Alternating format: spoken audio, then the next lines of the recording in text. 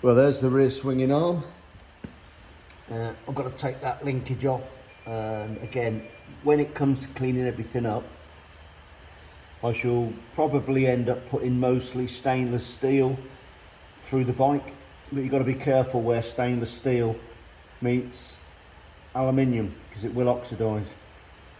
So I've got a couple. I can either zinc them, buy stainless, or just buy normal metal and carbon steel, and maybe just spray them. But we'll see. But all of that's got to come off. It's got to be. I'm going to sandblast it because I've got all my own sandblasting gear. So I shall sandblast the chassis, sandblast the linkages, anything that needs sandblasting, and start that process of sort of priming and painting. The rally tanks are off. I shall bung those up and pressure test them. Make sure there is no leaks anywhere over the period. They may have rubbed through. There is a couple of rub marks going through the outer coating into the GRP. So I shall pressure test those before I put them all back on.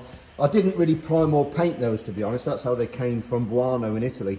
So what I'm going to do is I'm going to probably end up putting a fair few coats of primer on, like an etch primer, and I'll probably end up putting a blue colour scheme on there, or maybe white. You don't really see them because they're behind the rally fairing, sorry, the rear sort of fairing just there, so you won't really see them, to be honest. But I'll probably end up spraying them blue. Most of the bike's got to be blue and white anyway. Chassis wise, obviously the original AT chassis, which is what it is, was silver. But I think what I'm going to do is I'm either going to go white or again blue.